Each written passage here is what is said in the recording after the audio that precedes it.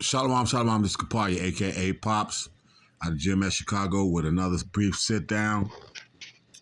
Before I get started, though, like always, I want to send all praises, honor, and glory out to Yahweh, Bahashem, Yahweh Shai, Bahashem, Kakwadash, to the apostles and elders of GMS out of New York,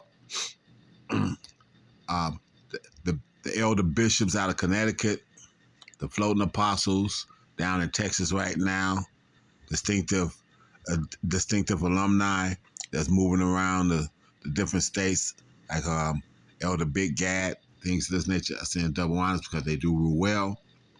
For the brethren around the world, push this truth uncut, unfiltered, give you the good, the bad, and the ugly of the scriptures, correctly breaking down the prophecies and the interaction with the people on the planet, declaring war on it. I send salutations. For the hopeful elect, I hope this is edifying. For the Akwat, the few and the true, there's listeners sincerity and charity doing so. I hope this is uplifting. Like I said, and what happened was I just listened to a sit down by Apostle Tahar. I might go back and even pull that up so y'all can see what sit down it was I was listening to.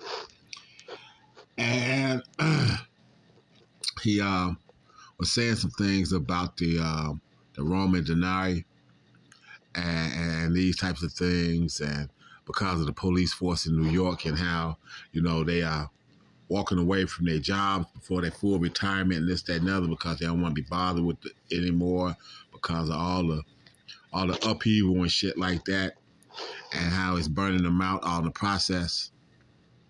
And while he was saying those things, I was thinking about this government, how it was going up, as they say, as George Carlin said years ago, how it's circling the drain and on its way down and out and all these things, right? And in a nutshell, what we're looking at. And I was also thinking about the fact of, how we used to, and some of the things that we brought out back in the day, and this, that, and other. Apostle Tahar was talking about how people are going to be talking about, these one Westers and whatnot, how they've been saying this all along and this, that, and the other, and blah, blah, blah, and some other stuff, these types of things. Basically, chopping it up, and chopping these other camps that's not teaching 100% truth, in a process. But okay. But now, we used to talk about this, and I know I used to bring it out all the time, when we would talk about, political leaders of the time and what their philosophies were and all these other kinds of things and what they were thinking and all this other kind of stuff. And, I used to really go in on President Kennedy and whatnot, and the things that goes on with him. Okay, now I want you to look at these different political philosophy, definition, and history, and theories and facts, and this, that, and other, and see what it is, because it's a study, and this is actually what he got his degree. This is what he got his degree in. Okay, from political philosophy. So, because I used to say it all the time, he studied history, and because he studied history, he understood what the Romans had done in their government, and what made it become a downfall as far as through their money. And that's why he spoke out the way he did and said he was against secret societies back when he made that speech, and then he wound up getting popped off down there in Dallas, which is what inspired the Erykah Badu video, her getting naked and getting shot and whatnot, just the getting shot part of it, and down there in Dallas as well. But anyway, let's look at this. It says political philosophy. I'm starting at the Britannica. Political philosophy is distinct from the study of political and administrative organization. It is more theoretical and normative than. I'm going to do this on a backup. Okay. Political philosophy, branch of philosophy that is concerned at the most abstract level with the concepts and arguments involved in political opinion. The meaning of the term political is itself one of the major problems of political philosophy. Broadly, however, one may characterize as political all those practices and institutions that are concerned with government. So he understood what the government was doing. And to understand that government, he had to study those governments that had passed. And this being Rome 2.0, he definitely had to understand the Roman government. Look at the buildings and this, that, and the other. So he understood what how this was a branch off and a rebirth of that Roman civilization. Just with the plebes and the Flavians and this, that, and other being basically the Senate and the House of Representatives and these types of things. Okay? So with that being the case, I'm not going to go far into this. I just want to show you what it is. Government. So like I said, I used to tell people he was a history major. Okay, but this is how it boiled out. Political philosophy can be defined as philosophical reflection on how best to arrange our collective life. I'm looking at the Routledge Encyclopedia of Philosophy. How to best arrange our collective life. That's why he said he was against secret societies and things of this nature. Okay, because the Roman government, they started taking the silver out of the penny, which was a Roman's pay, which is what the Apostle Tahar was going into, and started making a copper penny with a thin layer of silver on top of it, which was made the denarii become worthless in the time, as the Apostle goes into, as being inflation and this type of thing. So ritual sold cheap, but the money isn't backed by anything. So that's why it costs you so much now to get so little. Okay? So you can see it that. So see, I step back one. John F. Kennedy earned a bachelor's degree in college. Kennedy enrolled in Harvard University during the fall semester of 1936. And by his junior year, he had taken a keen interest in political philosophy.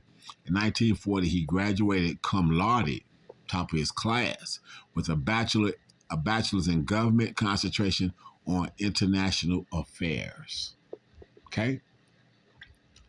That explains all of it. That explains why he had the speech and everything else, because he understood governments and how they ran. And if a government is backed by gold and silver, when you take that away, you doom the government to rape, pillage, and plunder of whoever controls and holds the debt and these types of things. And even though he knew that on some level, he was trying to keep the American dollars at least on a silver, because they had already pulled it off the gold standard. But he was at least trying to keep it on the silver standard. Okay, and the reason I'm mentioning all of that, because of this. Show you how all this tie in.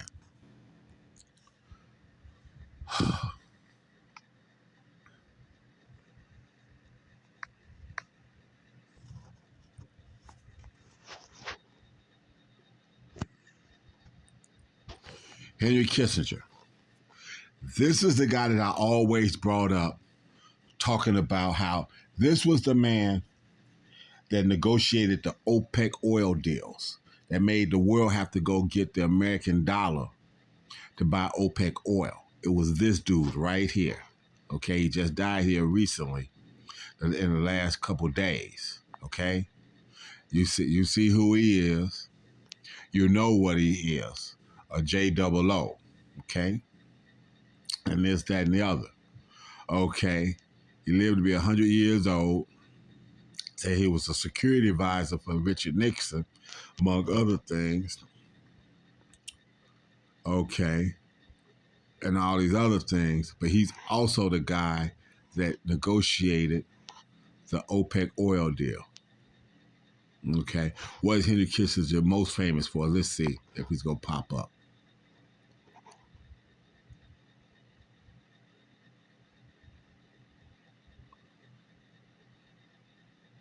Okay. They said that, okay, they think he's most famous for uh, the U.S. carpet bombing in Cambodia and these things during the Vietnam War. Okay. Okay. Let's see. Henry Kissinger. Let's see. Let me see. I'm doing this in front of you so y'all can see it. What role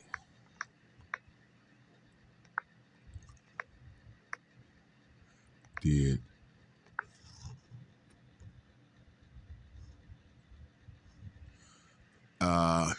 Henry Kissinger play in oil,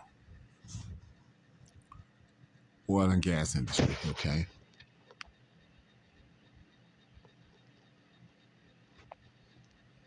Oil embargo 73 to 74.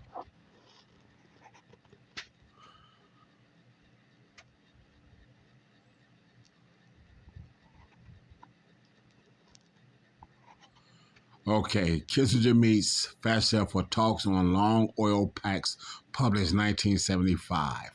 Okay, so Kissinger played a prominent role in United States foreign policy between 1969 and 1970, pioneering the policy of entente with the Soviet Union. Okay, but he did have some things in the oil industry as well. Not okay. Okay, let's see. The oil price of international security, Henry Kissinger.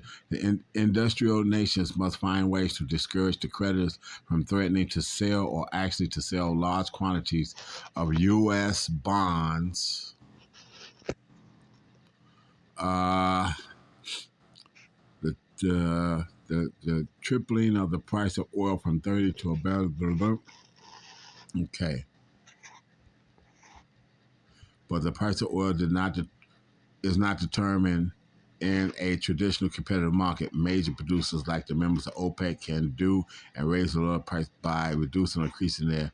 Okay, all right, but yeah. So okay, oil price and international security by Henry Kissinger. So you see, this is something that he was in the middle of and negotiated these things, and eventually it came to the point where they had to get the American dollar for it. Okay, but then they could go and drive the price way up by by um, less oil production. And I lived through these things. That's why I know this firsthand. I lived through it. I remember as a kid, as a teenager in the 70s and whatnot, this. And his name was always being dropped in the middle of this. Okay? So, like I said, the reason I'm going through this, let me get some scriptures here.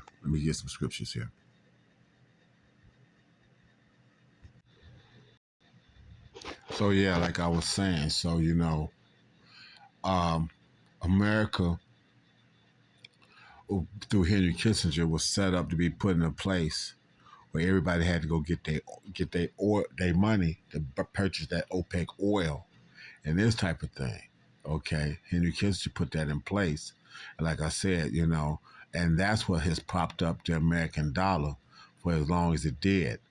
But now you got America switching over to electric and all this other kind of stuff because of the fact that the oil industry is being sidetracked from the American dollar through the BRICS, which is Brazil, Russia, and some other things, Iran, and some other countries that's joined in with these guys, and now you got the dollar looking like you need 55 American dollars to make up one brick dollar now, and these types of things.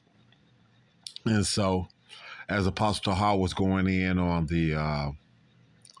the money situation and the cops bailing out of the economy and this, that, and the other, and them not being able to pick up more cops and this, that, and the other, which is in, um, if you think about it, like I said, the commerce being what it is, you know, New York and Wall Street was the epicenter of commerce of the world.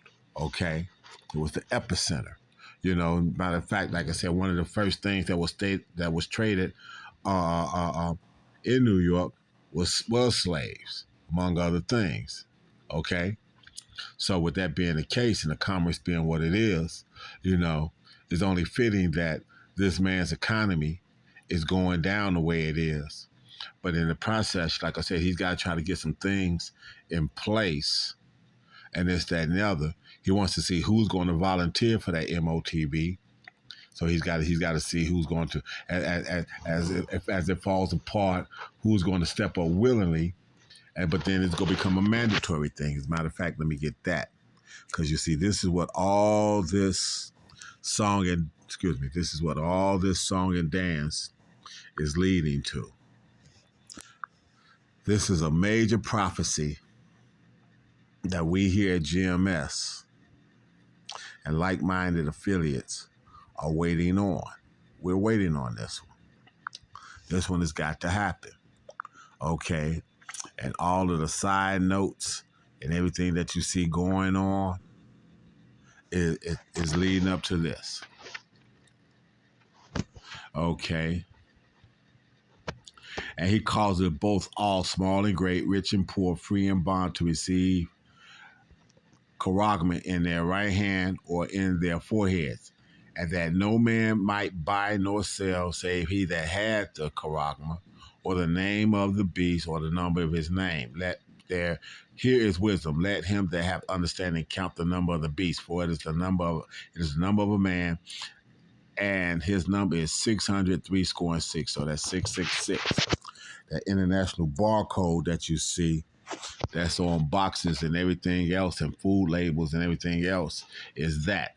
And is what jumped my attention off back when I was 13 years old, so 12, 13 years old, back in the mid-70s. Okay? That this was going to happen in my time because of that. And I thought it was going to be a barcode that was going to be put on us, but through the power of Yahweh Shai and the men that he set up, start with Apostle Tahar on down, Gabar, Rakar, Ramlab, and Elder Sakaran, Elder Manatazak, Elder Tazadakbar, and these elder bishops. I learned, and my brother in here, with Uriah and Yaki and Saint Benji and Elder Malcolm and all these other brothers that's here in this camp. I learned these things and was able to see what the Lord had showed me back then come to fruition, and be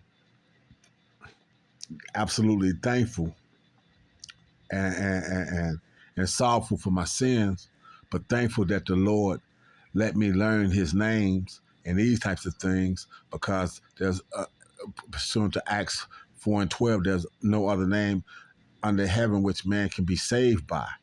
So, but understanding that this was this, and that this was going to happen in my lifetime, it made things be plain and simple. So simple that even when I explained it to my son, when he saw it on the street and approached them men, and they broke that down and got to this point, he understood this point if he didn't understand anything else, which is what led him into it. And then he called me, and it brought me from Detroit down here to deal with it and learn it. Okay? So, this is major. This is a major. And if nobody's teaching you this in them other Israelite camps, and nobody's going into this, and don't be fooled. It don't matter whether it's in your right hand, your forehead, or any place in your body. If nobody's teaching you about this charagma and what's going on with it, then they're not giving you one of the major keys you need to understand. Between this and the name and faith, those are the major components that you have to be able to have a shot at the hopeful elect and salvation. Okay? So, you know, all these things being what they are, our people are out here led astray because they don't understand this. Let me put a couple more scriptures on this.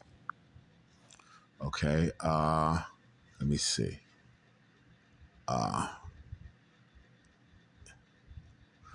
Because, you know, this isn't nothing that hasn't happened before. Y'all think that this government can stay up forever. It'll stay in place forever. It'll never go down.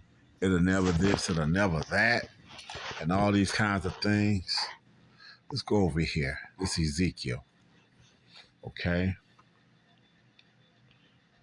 Let's see where we at.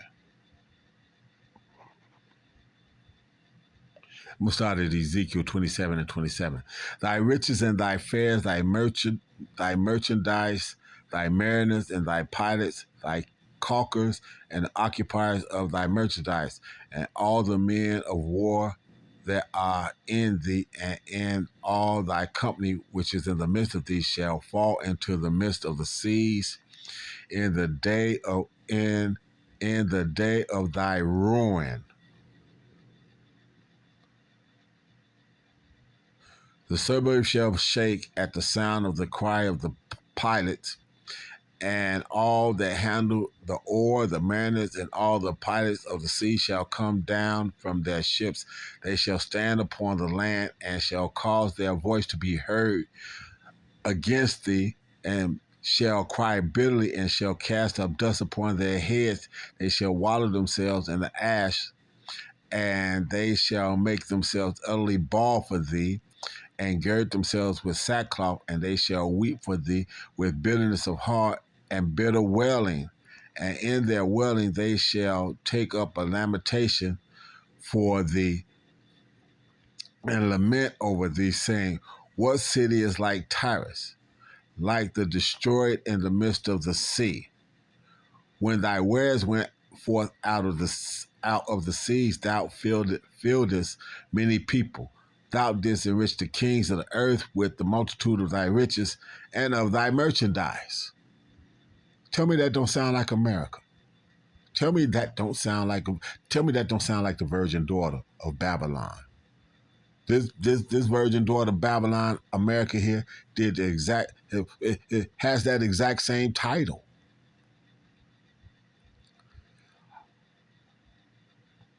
The men that was at ease with thee.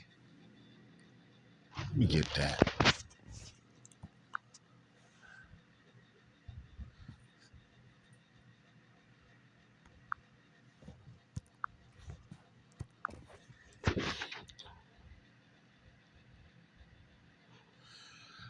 Obadiah 1 and 7. All the men of thy confederacy have brought thee even to the border. The men that were at peace with thee have deceived thee and prevailed against thee. They that eateth the bread have lain a wound under thee. There is none understanding in him. America's on his way out. These people are turning. Their allies are even turning on them. Verse 6, how are the things that Esau searched out? How is his hidden things sought up? How do we know what Esau has got going on? Because we in these scriptures. This man is being set up by Yahweh Shai for the biggest downfall and the biggest overthrow that the world has absolutely ever seen. He overthrew Pharaoh. He took down other governments for the Israelites. He's getting ready to do an extreme beatdown on this Edomite and the Edomites in general, but especially the JOOs and the 1%ers. Starting with the Rothschilds, the Oppenheimers, the Bilderbergs, the DuPonts, the Gettys, and the Vanderbilts. They get ready to be first round draft choices in the kingdom of heaven here on earth as it is in heaven, slave trade. Who you think gonna be being sold to the Sabians? These people don't have a clue what they done gotten themselves into, but they know it, and that's why the Lord said that he'd have to come back, because these people will destroy all flesh as they see their shit falling apart and going every which way but where they want it. This is happening. Ezra saw this. Ezra's even saw this. What Ezra say? Let me go get second Ezra's.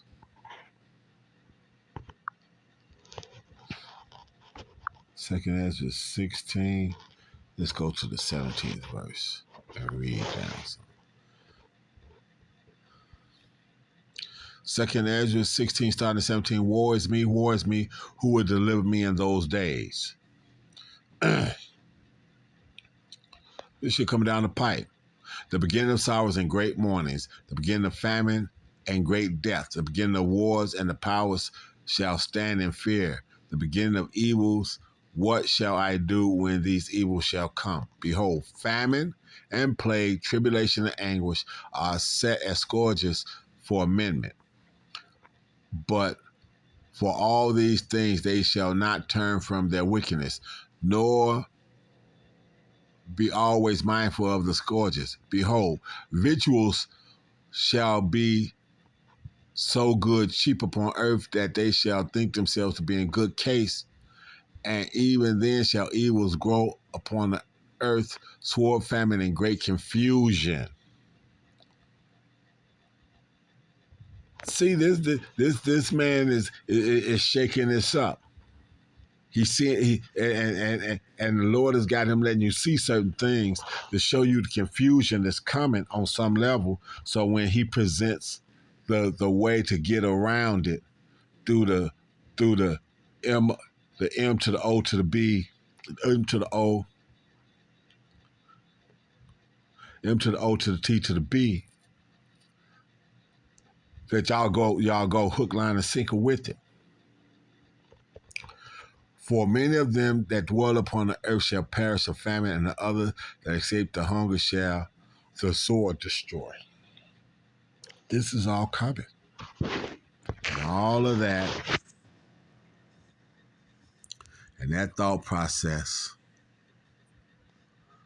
started with me. Hold on. See if he's going to come back up.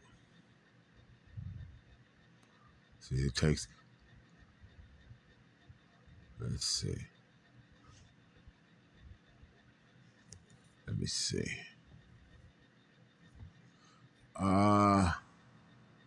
Home. Let me see. It won't let me see. Let me see. I don't want to say to switch accounts. There you go. And all of that started from me watching this video here.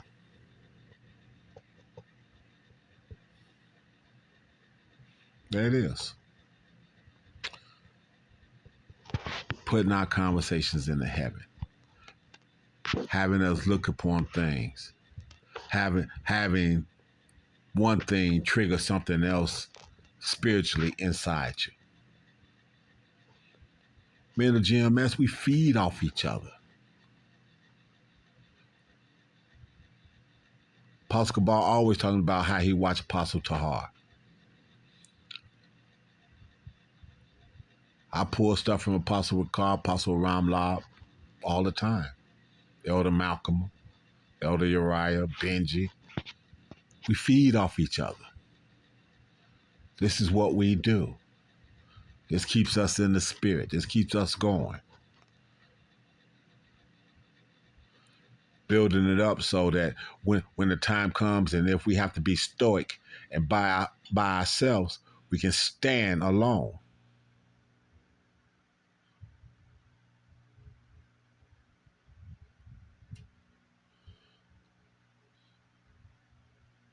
As Murph said, We we bleed in battle so we don't die in a war.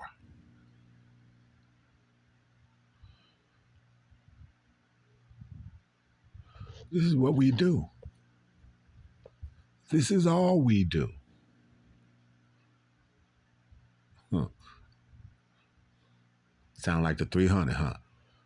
Hey, I just hope this is edifying that you all can understand the mindset that you have to be in. This stuff is happening. It is coming down the pipe. It is going.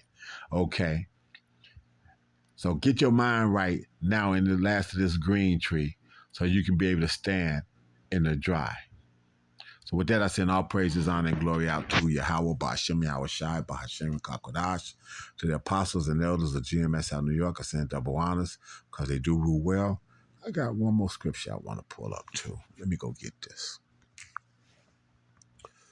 I got one more scripture I want to pull up. Let me see. Just thought about it. Just came to me. Let me see.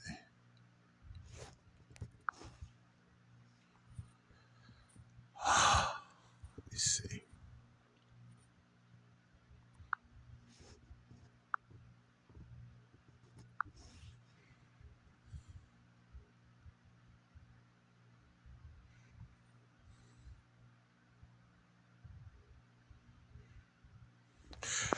Revelations 18 and 17. For in 1 hour so great riches is come to naught, and every shipmaster and all the company of ships and sailors, and as many as trade by sea stood afar, and cried when they saw the smoke of her burning, saying, what city is like unto this great city?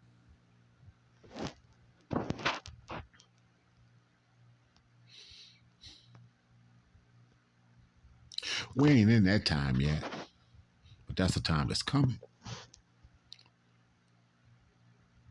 We're not there yet, but that's the time that's coming.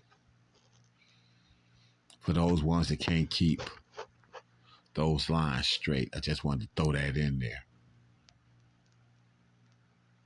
through the Spirit. All right, so again, I'm sending all praises, honor, and glory out to Yahweh, Bahashem, Yahweh Shai, Bahashem, Kakwadash, to the apostles and elders of GMS out of New York. I want to send double honors because they do rule well. Elder bishops, distinguished traveling guests, okay? For the hopefully elect, I hope that's edifying. For the men that's out there pushing the truth on the street corners, come hell or high water, rain, sleet, and snow, bitter cold, brick cold, and all. Salutations. For the hopeful elect again, I hope that's edifying. So for you all, a hearty shalom. Kwam Yasharala.